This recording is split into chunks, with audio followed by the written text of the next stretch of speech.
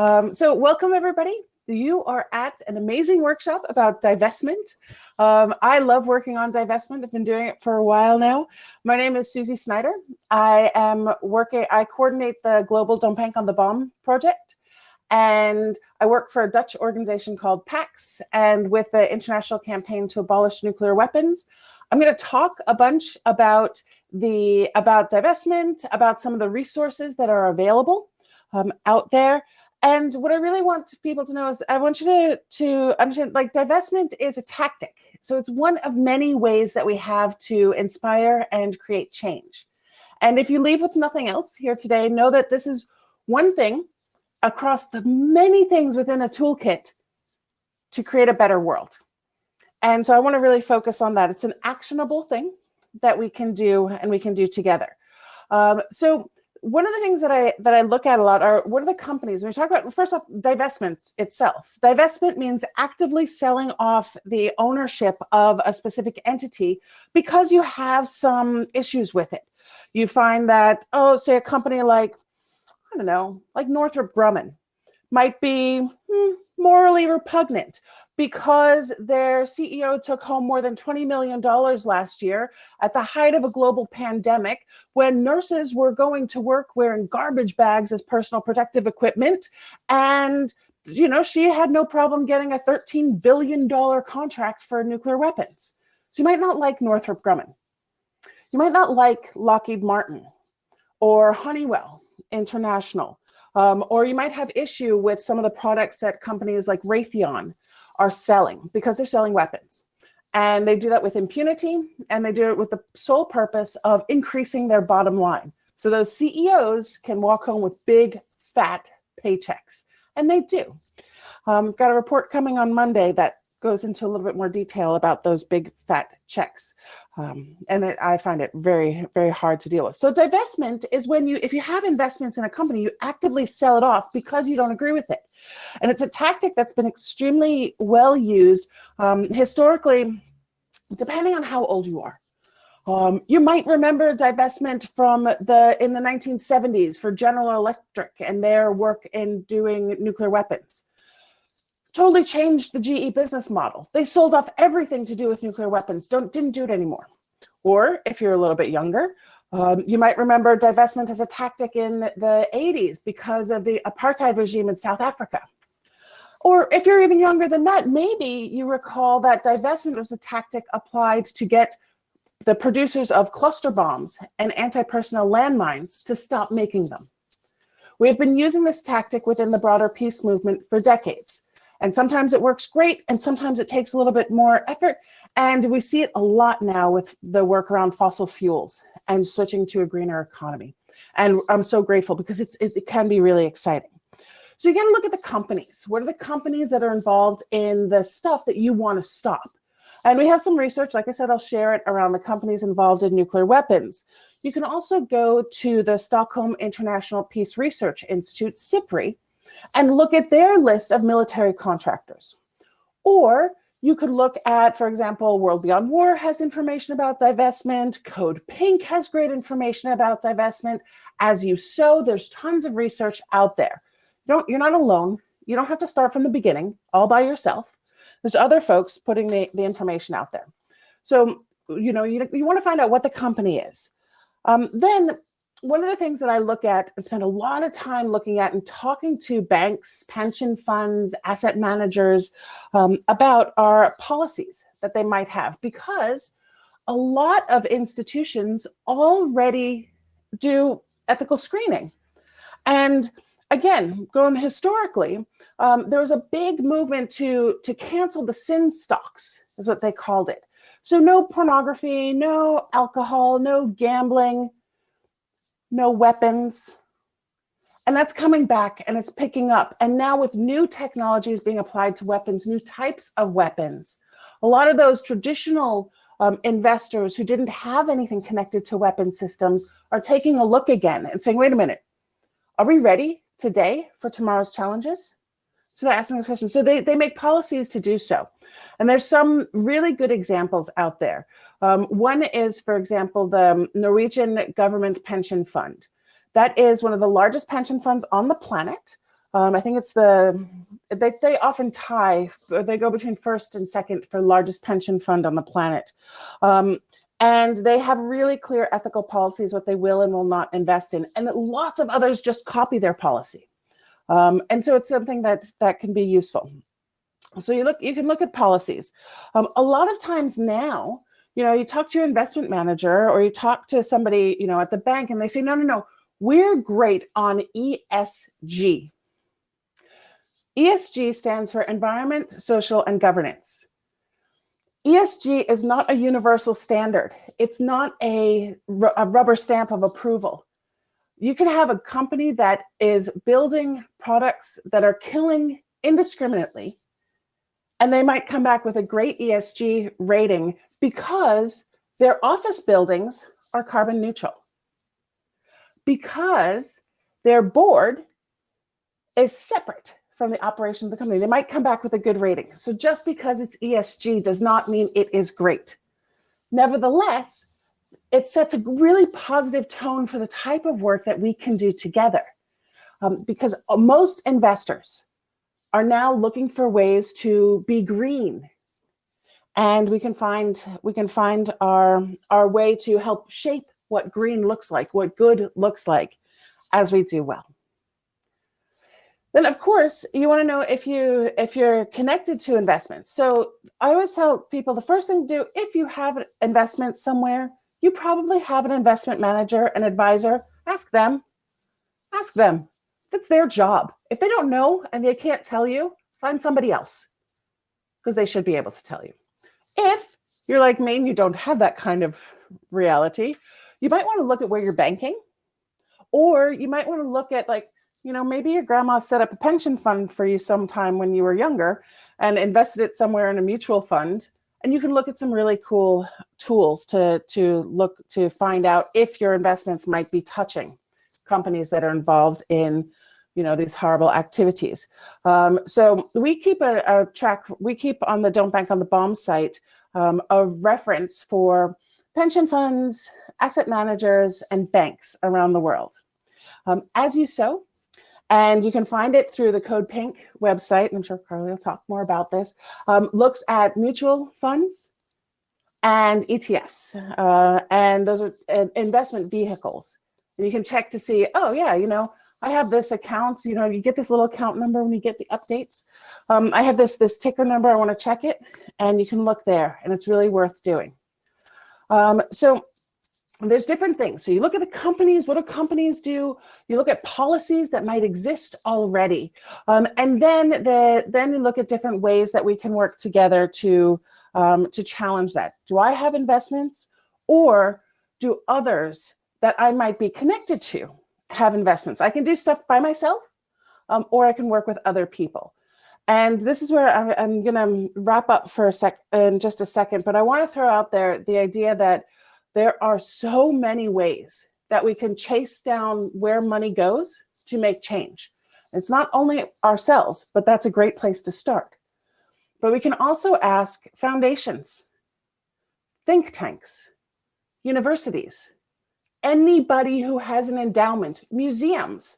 There's an amazing campaign called MoMA Divest, because the Museum of Modern Art in New York has some really shady stuff its endowment is attached to. We can go to faith investors. We can go to our local churches, our community centers. We can ask, hey, what are your investments connected to? When it comes to changing the policies and changing the behavior of some of these nasty companies, it's the care given by faith investors who hold some ethical shares, who put resolutions forward. Like this year, Lockheed Martin and Northrop Grumman were both challenged because they were, by their shareholders, a third of their shareholders said, we do not like what you're doing. We don't think it's a good use of resources, thanks to the really powerful effort of a few ethical shareholders. And I'm very grateful for them. We can also look at state legislation. What's happening in the state? There's pending legislation in the state of Massachusetts around nuclear weapons and investments in nuclear weapons. And of course, what's going on in our cities, the most local, the municipal action. Look at like Santa Barbara has legislation around divestment. Cambridge, Massachusetts. New York City's got it pending for the last couple of years. They've been busy, but it's still on the docket. And of course, David will talk more about what's happened in some other exciting places when it comes to other actors. The thing is, when you use divestment as a tactic, you can work by yourself if you're an introvert. You can work with other people if you're an introvert, but like company sometimes. Or you can really get behind big movements and big activities. And it's really exciting because money is power. And when we question who has money, we start to ask, why do they have power? And should it go to the worst things in the world? I'm going to leave it there because Carley and David are brilliant and I talk too much. So I'll hand it over. Thank you, guys. Thank you so much, Susie. That was really great, really energetic, and I always appreciate it. I'm going to see if I can share my screen. Hopefully we can do that. David, you said window works, right? Or entire screen? It did for me. All right, let's see if it'll work for me. It's not allowing me to share my audience window, though. You can email it to Sakura or Herb or myself. I did. I emailed it to you, Sakura and Herb. Yeah, I will. Wonderful. Yeah. Great. Let's do that. I don't have it as an actual PowerPoint, so I have it as. It's a PDF. As a PDF. I'm sorry, I'm like bouncing around. No worries. This is good. You know, it's not extremely dependent on the actual slides, except for one part. So I'll just let you know, Herb, when to scroll down if that works for you. Sounds good. Wonderful. Thank you so much. So again, hi everyone. Welcome. Really great to have you in the room with us. My name is Carley Towne. I'm with Code Pink, which is a women-led grassroots anti-war organization. I work on our Divest from the War Machine campaign, which seeks to divest invested assets from companies that profit from going to war, like Susie just so expertly explained. So if you could scroll down, Herb, to the next slide. So I just wanted to go over two things, right? There are so many things we could talk about. Susie did a really great overview. Today, I just wanted to take us through two different phases of divestment campaigns to study some tactics and tools we can use to develop, effective campaigns that really activate people in our communities to really take on some of the most powerful companies in the world, right? So today I just quickly wanted to review a case study of how gathering investment information, which is a task that can sometimes seem daunting or maybe even overwhelming, can actually be part of building a strong campaign by engaging activists and conducting important skill building. We're also going to go over the tool that Susie referenced, our weapons-free fund that we created in collaboration with As You Sow, which is a key resource to screen investments once you've actually gathered that information or if you have personal investments. So these are just two tactics and tools we use to build really strong campaigns to divest from the war machine. So at the end, I'll also just show people and review a few other resources we have for the campaign. So if we could scroll down, Herb, please. Excellent. So people might not be able to see that, but just a short review of sort of the theory of change for our Divest from the War Machine campaign, right? Which, divestment campaigns can do a lot of things, right? But some of the most important things are help spark a vital public debate, really denaturalizing the role of weapons manufacturers and companies that profit from war to perpetuate conflict around the world. Also exposing how our financial and educational institutions are supporting companies that profit from war. We'll talk about how you can research that. Inspire the public and investors to pressure their institutions to divest, and publicly hold the arms industry accountable for their culpability in the death and displacement of millions of innocent people around the world, right? That's a huge part of these campaigns. So we could go to the next slide, please.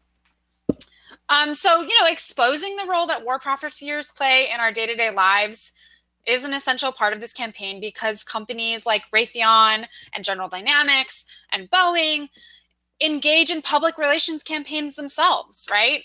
To really obscure how they actually make profit. You might have seen that during Pride Month this month, right? Really, Lockheed Martin, General Dynamics saying that they're great for LGBTQ rights. But at the end of the day, they're not. Their business model is to make a killing on killing. And so this graphic that we show is just to remind people of how the US war machine operates really cyclically, right, to influence our politicians, our national budget priorities, and even our local communities.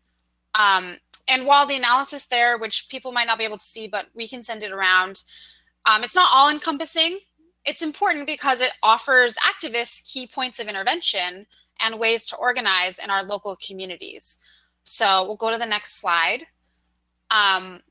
So really, to take on the war machine in our local communities, we do work to create local campaigns at different levels and in different institutions. So we work to divest our cities, divest states. Like Susie mentioned, there's also an active legislation in Rhode Island right now to divest Rhode Island state legislature, the state pension fund from weapons companies. And then also universities or colleges with endowments. These are all key places where we can really continue the work of our Divest from the War Machine campaign. So we can go to the next slide. So our work on divestment campaigns really begins by doing this vital research and gathering information about whether or not institutions are invested in war profiteers and the extent of those investments, right? And next slide. So receiving the investment portfolio or the investment information from an institution is an essential part of our campaigns. And, like I said, it can feel overwhelming if people have never done this before, but actually it's not. And it can present really great opportunities to get people involved and activate people to take action on our campaigns. So next slide, because I want to review actually an example of how we've done this in one of our campaigns. So in the beginning stages of the campaign to divest Chicago from the war machine, which is ongoing, and we have a campaign meeting next week, activists uncovered that the Municipal Employees Annuity and Benefit Fund of Chicago might have investments in the war machine, right? And so what's on the screen there is when they went online to search this fund. And when researching the website, they saw, you might not be able to see it, but Steve Yoon was the investment officer for the benefit fund. And based on that information, since they couldn't find any other information, they reached out to him to try and access more information about the investments of the fund, right? And after multiple emails, a few phone calls, and even a request from a staff member from a local alderman's office in Chicago, Steve Yoon never replied, right? So just not responding to our requests. Next slide, please. So, this could have been sort of discouraging, but activists gathered to decide next steps and, decided this didn't have to be an obstacle. It could be a great opportunity to really engage people who said they were interested in the campaign to take action, right? So what they did was they created a call script and a simple calendar, and then got to work asking volunteers to sign up for a few days over a two-week period, until every day people were calling Steve Yoon's office asking for this investment information, right? They call it a call barrage. And finally, after 2 weeks of getting calls every day, sometimes twice a day, they talked to someone in person who told them, okay, actually, you need to file a freedom of information request to receive the investment records that you're requesting, right? Next slide, please. So, maybe that sounds like another obstacle, but in this case, right, at this point, instead of silence and uncertainty, this gave people a concrete next step.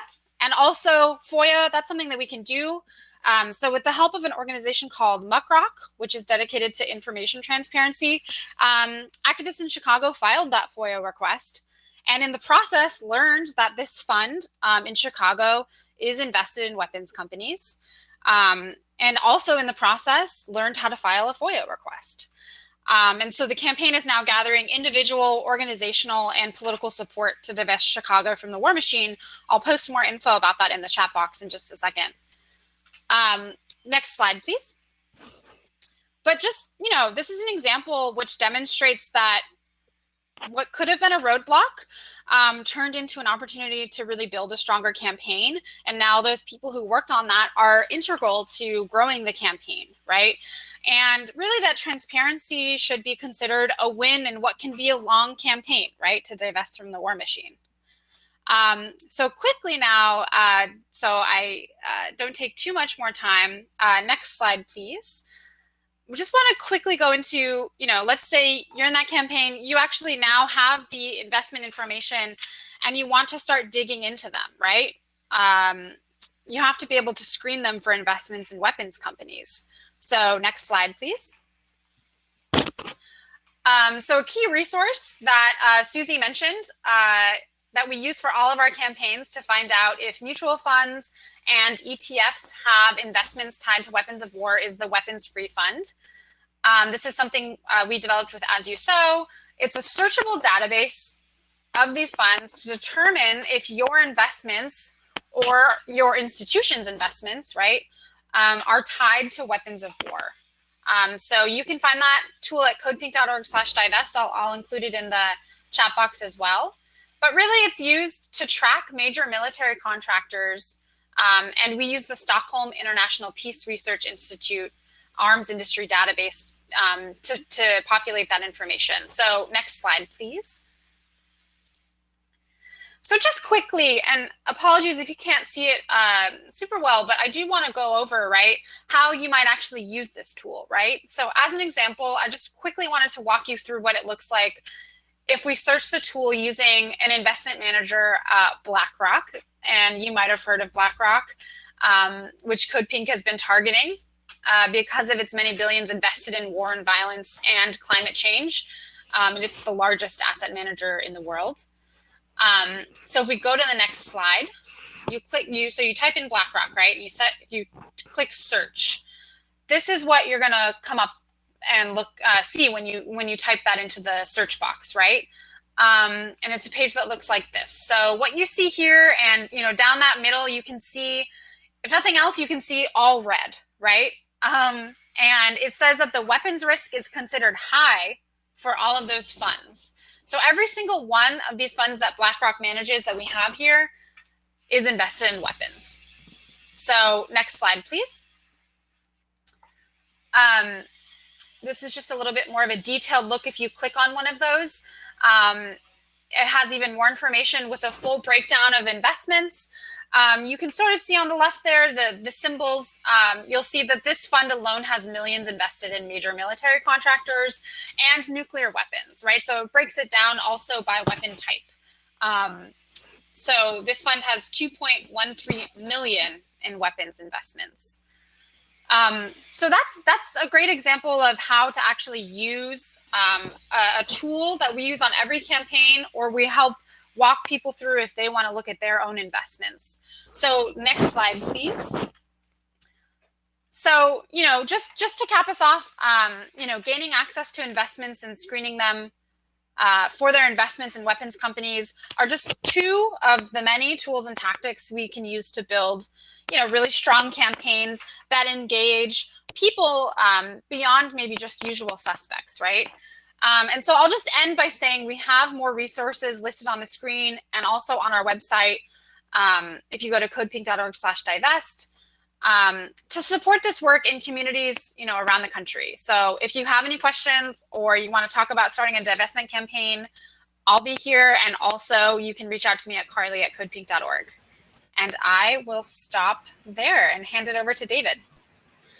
Thank you. Terrific job to Susie and Carley, and thank you, Herb and Sakura, for helping. And I'm going to try and share screen. I'm going to try and share window. And let me know if you're seeing a PowerPoint. All right.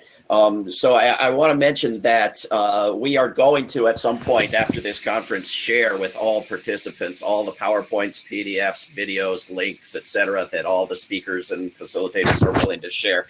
I also want to note with regard to Susi's comment that there are lots of ways you can get involved in divestment. If you go to the polls section at the right next to the chat for this session, you can indicate some of those ways you'd like to be involved and wouldn't like to be involved. So I'm going to talk a little bit about a particular campaign where we had something of a success on divestment here in a very small city called Charlottesville, Virginia, which was in the news, sadly, about 4 years. A bunch of Nazis marched here because there were war monuments. Not because they were war monuments, but because they were the wrong kind of war monuments. And so it's a city that within certain limits is progressive and representative.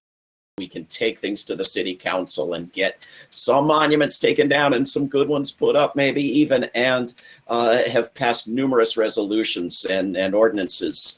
And so we thought we could do something on divestment from weapons. This slide is showing some of the research that we found it very useful to do before even getting started, before even announcing anything. It's great to know if your local government has divested in the past, and so that they can't say it's just something we don't do. It's great to know who might be with you, who might be against you, what the timing might look like in terms of partisan politics, etc. We're glad to help as Susi and Code Pink and all and lots of other groups are to help. So this was February 2009. We knew our city. We knew they had done divestment before. We knew the city council members. There are only 5 of them. One's the mayor. We knew we could pass things. This was pre-pandemic lockdown. We could go publicly to meetings, and we knew that we could lump weapons of war together with weapons of, guns that people bring to the streets of Charlottesville for Nazi racist rallies, so that the people who think weapons are okay for foreigners, but you wouldn't want them endangering good Americans, could be on board too. We also knew that weapons still were going to be patriotic, flag-waving, military, sacred items, and we needed something less acceptable. And so we got together with people who wanted divestment from fossil fuels and said, let's write a resolution that makes the inextricable connections between fossil fuels and environmental destruction and war and militarism, and make it an educational effort, inform people that the two issues are inseparable, and then get the thing passed, divesting from weapons, even though the city council doesn't really want to divest from weapons. So this was our plan. We had a number of candidates for city council in a looming election on board with us, so that there was sort of this threat that we're going to get it next year if we don't get it now, and y'all better come through or you're going to look bad. And we also, had great pressure. Positive investment schemes with a big smiley and nicer and not negative, that they were positive. And we could just ask the city kind of to invest in good things. But we that these were, the opposite of transparent. There was you were just getting a label that didn't mean anything you could look into. You couldn't know what was being invested in or why and what wasn't. And there wasn't a feasible way to make it happen and make it be accountable to the public. Not that we could figure out anyway. So we had numerous graphics and flyers and events and rallies and press conferences. And, this was an example of organizing people to, to come to a rally and then come to a city council meeting and pack the chairs in the city council meeting. This was March to April of 2019. We set up a website. I believe it's still there, divestcville.org. I think it's also at WorldBeyondWar.org/divestcville. You can actually go and see all our materials and the videos of exactly what we said at the city council meetings and so on. We organized a coalition of as many groups, and we drafted a resolution that was, our ideal language, knowing it was likely that they change it. Passed, and we made a site that addressed possible objections and so forth. March to May 2019, we wrote op-eds, we wrote letters to the editor, we did a press conference, we held a rally, we handed out flyers at every possible public space and event, we collected signatures on our petition. And we submitted our draft resolution to the city council along with piles and piles of signatures in support. Looking something like this. This is part of one page of a giant stack of pages. This was a little handout flyer, small piece of paper on the right,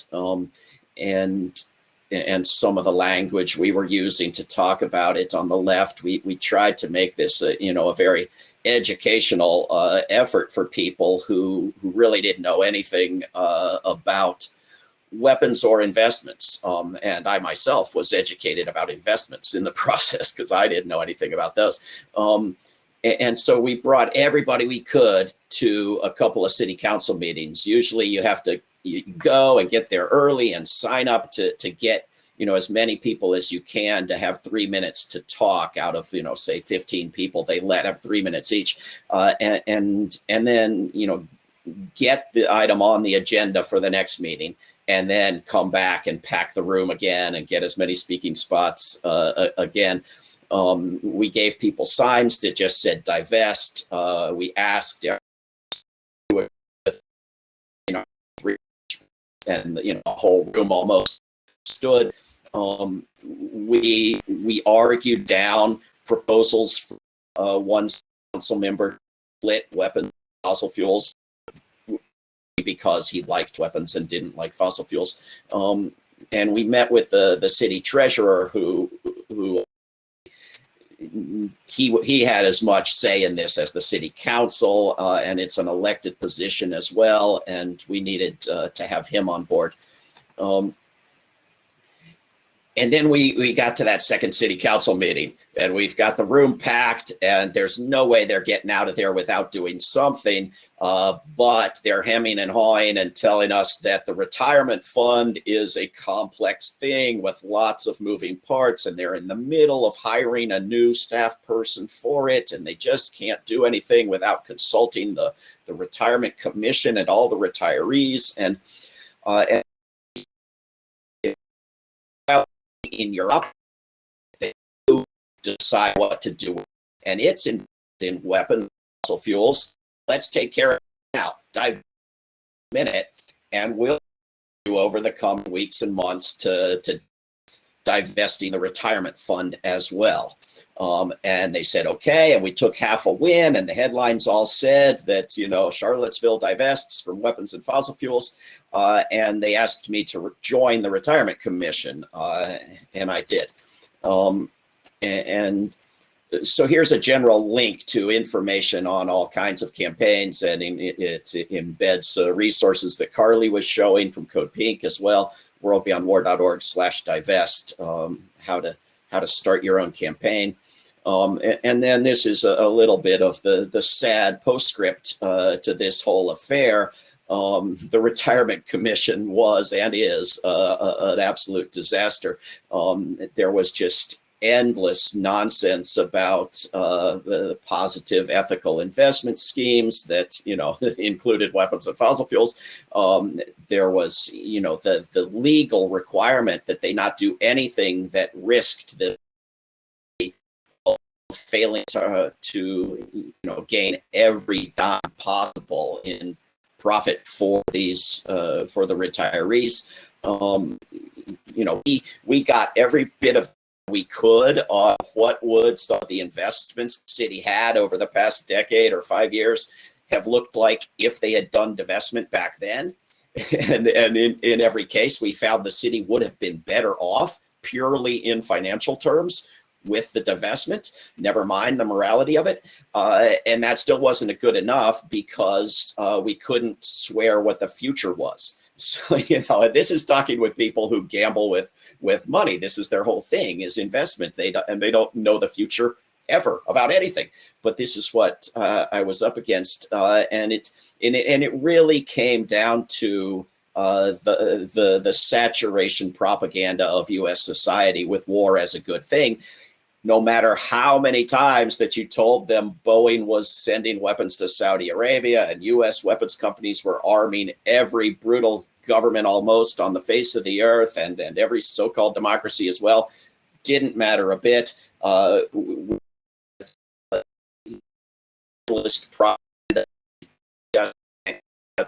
In a handful of retirement commission meetings. And so this was a motion that the retirement commission that was voted down. We can, too much to, but we can discuss it later if you want.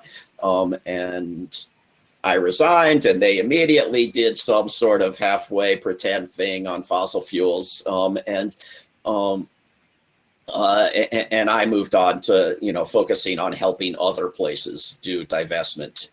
But we went back to Charlottesville City Council on demilitarizing the police and various other things with success. So, a lot of what counts here is who are the decision makers, and what influence do you have over them? And we didn't have the influence over the retirement commission that we did over the city council, principally because the city council is elected and has to get reelected. But we got half of what we wanted, and we set an example that had other localities around the world. So that's the story.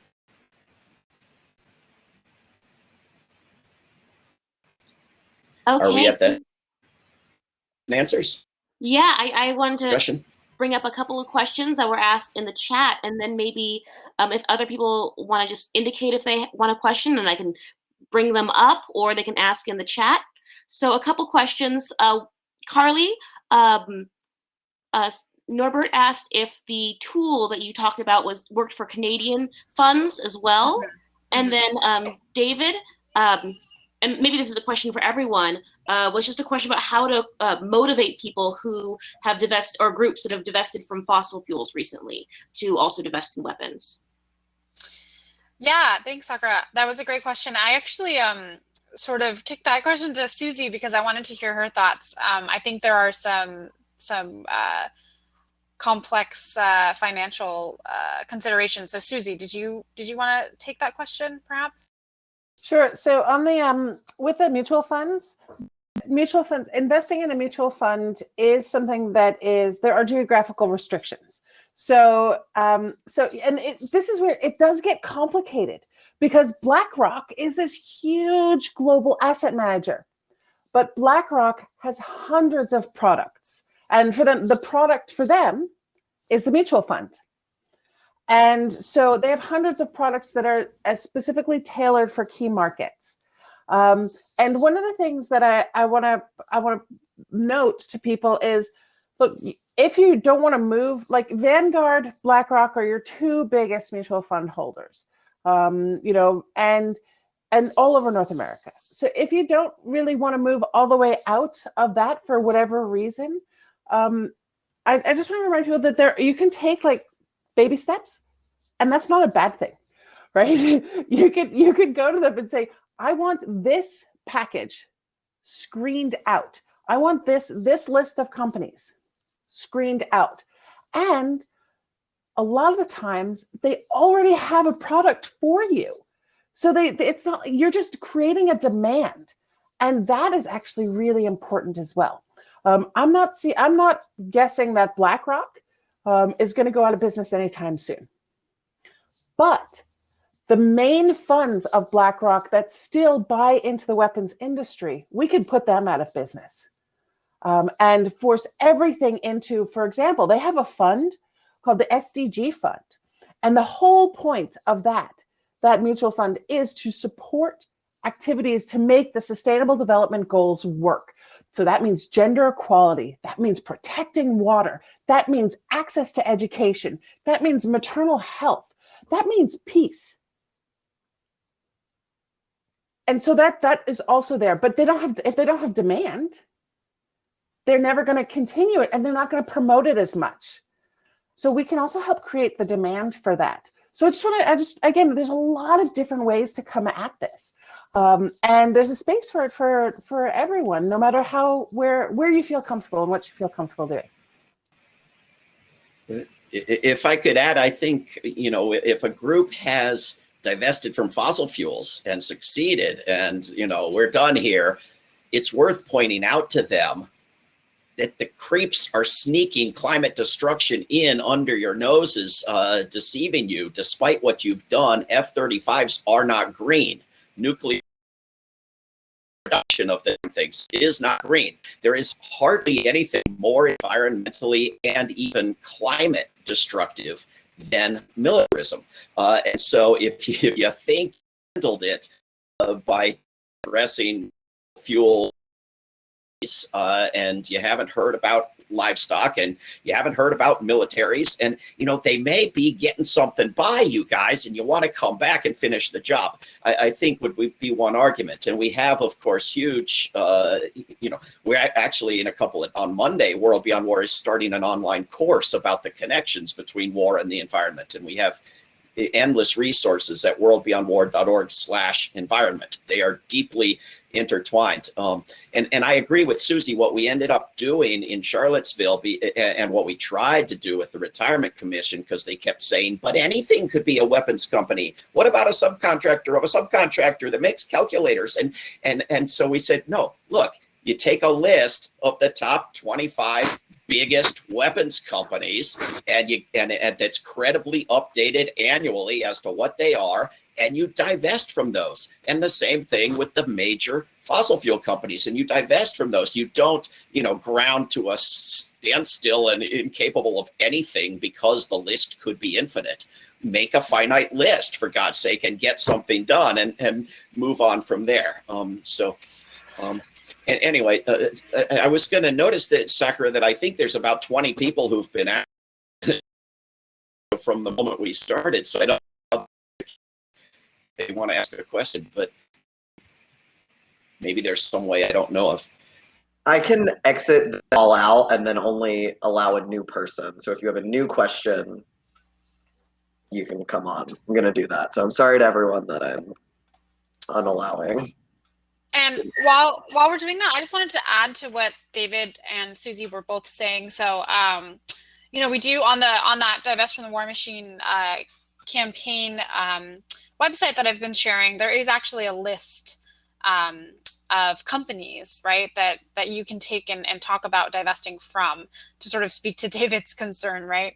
And then also, I also added a really great study from the National Priorities Project called No Warming, No War, How Militarism Fuels the Climate Crisis and Vice Versa, which has excellent resources to make that connection for people. And Yes. Oh, sorry. I was just going to say, to answer your question, David, too, I was thinking that they could just indicate in the chat want to be called up, and then we could find them in the list of names. So it doesn't matter if they've already shared it or not, I don't think. But yeah, so I wanted to add my own kind of question and thought too, just because I'm on the thing, is I feel like, David, your story really illustrates how important it is that we also look into what good funds there are, because everything's so problematic. Everyone's saying they're socially responsible. I remember the Corporate Knights magazine, which is like for, socially responsible businesses, gave Barrick Gold like the number 5 position or number 4 position right above Mountain Equipment Co-op. And they're a gold mining company that, paid off 119 women and girls for gang rape. They're not good. So, we hate doing it because we hate saying something's good because everything's problematic and it's impossible to know that you've done enough research. But at some point we should really kind of think about some things that are pretty good if we're going to continue to follow divestment. And also just wanted to note that the question about how do we motivate fossil fuel companies, would love to hear other people's thoughts on that. And thank you for your thoughts on that, David. Or people that have divested from fossil fuel companies.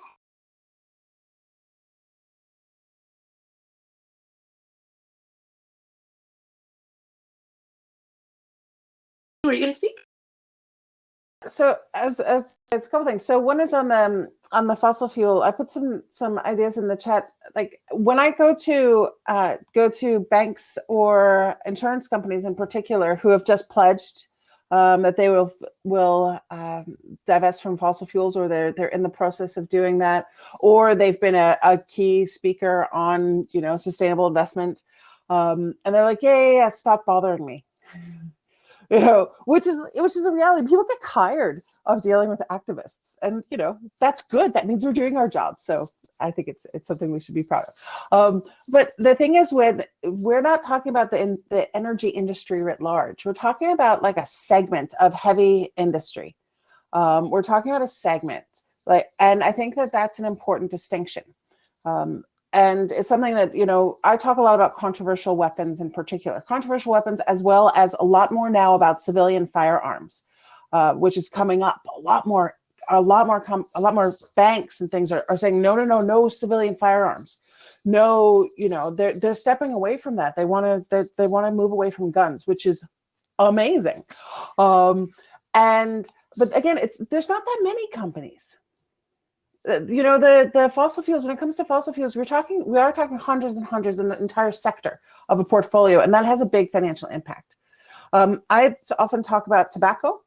I talk about private prisons, and a lot of those who are now doing the fossil fuels, they probably did private prisons, and it's really straightforward. There's, again, not so many companies, and it's very clean. It's a simple screen. And so that's also really important. The other thing is, I think David was getting at this as well, is there is a link between fossil fuels and militarism, and it's a secret link. Often it's very much, it's not talked about because people don't want to admit it. When governments went to Paris and committed to these, to the Paris Agreement, the climate accords, consistently they leave out military. But now I want to let you know, that is changing as well. And there is a big push on the policy side for the next conference of parties on agreements around environments, the COP26 that will be happening in Glasgow later this year, to include significant military emissions and to make pledges to cut military emissions.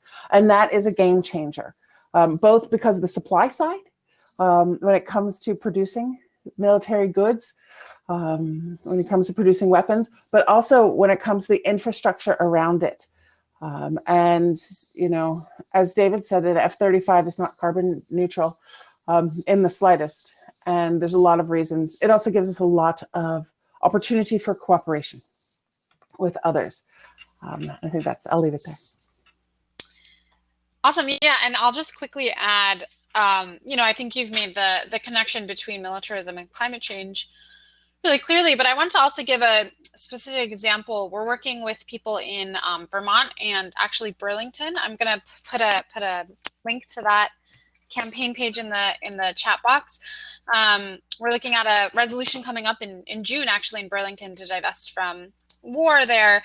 And one of the things that we've been doing as part of the campaign there to really gain support is we've actually talked to some local investment firms in Vermont and also Burlington specifically, who are socially and environmentally responsible investors, and they're actually listed on that page.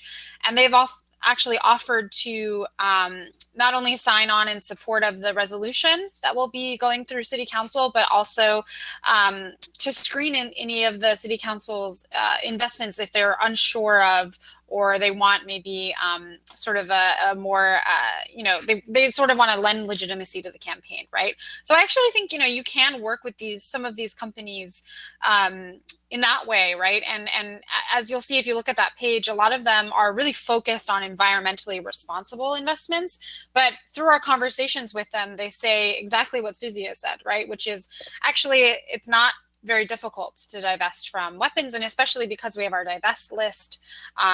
So I would really encourage also, right, to look around and for local examples of socially responsible investment companies too.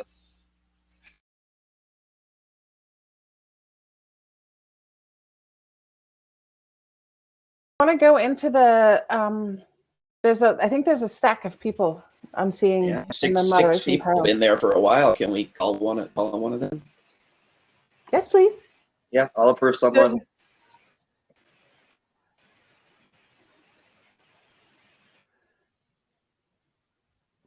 I've clicked on someone, and I believe they just have to do their audio video approval thing. Yeah, people aren't using the chat to say, no one's saying they want to talk. They just, I think, pressing share audio. So if people want to be sure to be called up, just write in the chat for the under the session that you want to be called up again. And there's a number of people that look like they're in line, so that we can just kind of randomly choose them. Murray, you are on. Okay. Do you have a question? Oh, no, I'm sorry.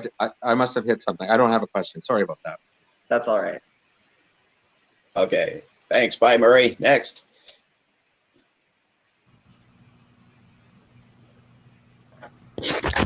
Oh, hello. Sorry. Hi, Hi, Miriam. guys. Miriam. So could you shed some light towards the steps of creating a movement for positive investment schemes as an alternative? So, okay, this is great. I think that finding like first is, as Carly talked about before, it's research. Who's actually got good policies? Who's got good practice? Who's got good product?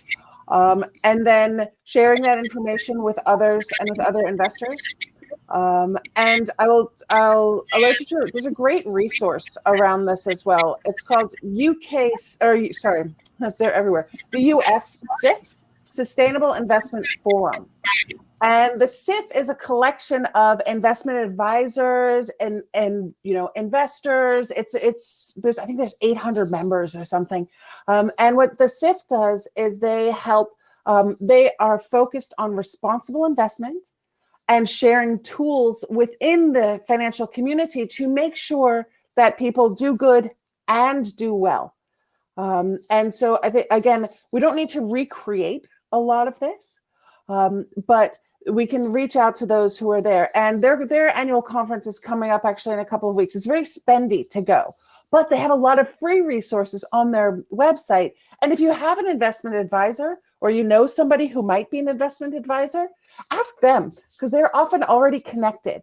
And there's a use of free stuff they have, or connect with somebody who is a member to tap into it a little bit more. They're really great. And I'll put the link in the chat. And I'm worried we're running out of time. I would just add that, when you're trying to go after the worst of the worst investments, you are going to run into endless proposals to instead go for some good investments that are often, not always, but often going to be scams and intentional diversions. And I would watch out for them. And when you've done with the worst of the worst, you're still invested in lots of horrible things. There's endless evils out there. And I don't think earning profits off the work of other people is with. But you can advise a local government to invest in good local things, local public initiatives, than global corporations of any flavor, and something positive that way while investing from the worst of the worst global corporations.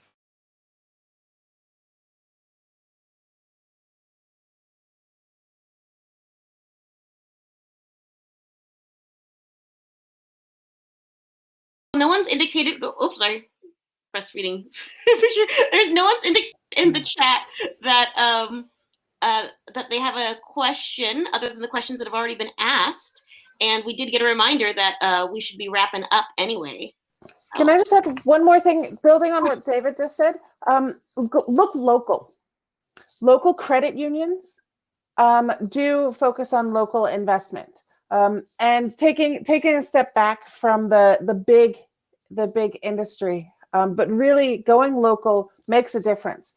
And then think about they're almost never invested in the weapons companies. The local ones, in my experience, I'd never come across them when I look at when I see who's shareholders. And they don't do lending to big defense contractors. So really look, credit unions can be great.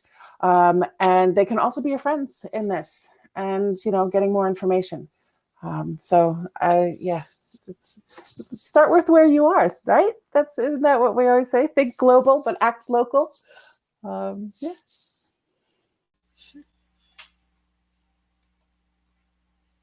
I just put in the thing community bonds too. If you look for things, if you don't need the 10% return or the 7% return, you're happy with a 4% return. There's lots of community and green bonds, which is kind of like alternative, not your typical mutual fund, but you'll actually see exactly what project you're investing in. Just, an alternative for people's personal funds. Thank you very much. Great. Thank you all so much. I think Rachel came into the chat to tell us to wrap it up. So if there's any parting thoughts, please share them. If not, I'm gonna leave. Thank you. I'll be at the Code Pink booth. We can talk more. Yeah. Thanks, everybody. It's been lovely.